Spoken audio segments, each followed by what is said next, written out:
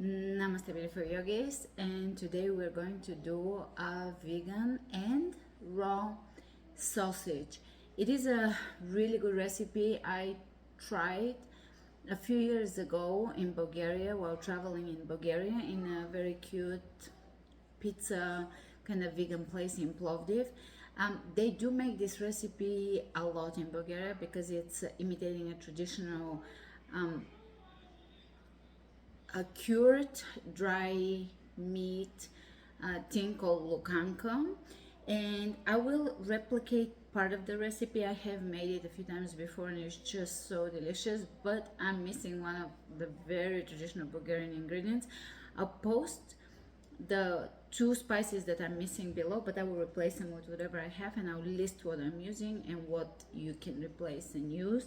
And now let's begin, and I'll show you what you need for this recipe. In general, I found that particular recipe or that particular product in different restaurants in Sofia in Bulgaria, and I really loved it. It was absolutely fantastic. It had all the flavors that I remember from my childhood. It is a dry cured meat kind of type of sausage, but one of those dried ones, and it's typically cured with a lot of spices. So basically, mostly taste the spice. When you eat it, it's kind of dense and dry. So for today's recipe, we'll use a dehydrator. I think it has a little bit of nostalgic flavor for some of us. I, as a kid, never liked it, but as a vegan product, I loved it because it was kind of light and, I don't know, full of flavor.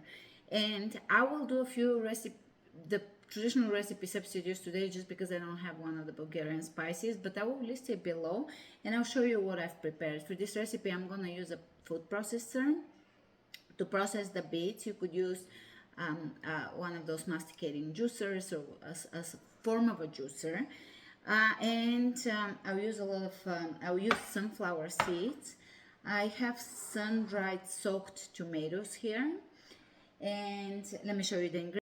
I'm making a double batch, so use half, and I'll describe everything below if you want to make a single batch. And also you need a big processor for a double batch, 2 beets, otherwise 1 beet, and a really big processor, otherwise process everything separately.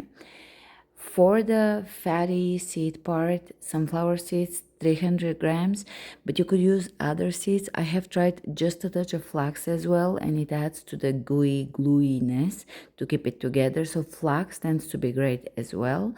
I would imagine pine nuts would give it a great flavor. A little bit of hemp would be amazing. You have options here. Sunflower seeds give it kind of that, I don't know, fatty texture. Soaked sun-dried tomatoes, about 300 grams. Mine are very salty and very dry, so you know those recipes vary a lot, but that's what I'm using. All right, a lot of spices. If you have traditional spices you love, use also those, but this is turmeric, 10 grams for the double batch, cumin, 10 grams. I have smoked hot and sweet paprika. You can just use one of them, typically the spicy one. Now, in addition to these 4, there is also another 2 ingredients that I'm substituting for. The first one is called ras el hanout. It's a traditional Tunisian, Algerian, or Moroccan spice. I'm using a variety of Persian spice and curry powder. Garam masala would be also an okay substitute, chili or any meat spice. I have this Persian one, and instead of summer savory, I'm using sage here. Make sure to read the description below because I will list all the details. There is a lot of spices and a lot of possibilities. Also, the recipe calls for another 20 grams of ras el hanout, an ingredient kind of similar to curry that I also don't have. So I'm gonna just add a bit of curry and taste it for saltiness. But the base of the ingredients are that plus 20 grams of summer savory, chubritsa, which I will list below so that there is no confusion. And now I'm gonna process the beets, add the spices. Let's do it.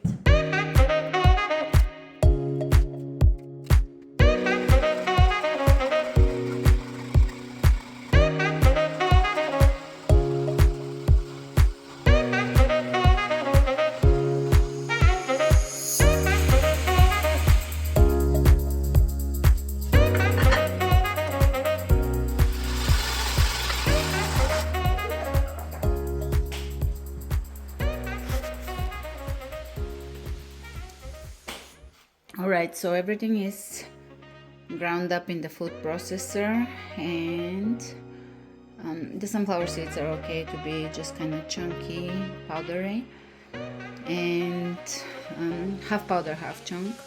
And I'm gonna mix and taste it, and if I want to add a little more salt, I'll add a little more salt. I added some sage, might add some more sage because I don't have the traditional summer savory, which is chubrica. If you're Bulgarian, you must, obviously that is a must, but many people have never tasted this particular best spice in the world. It's an herbal spice, kind of like,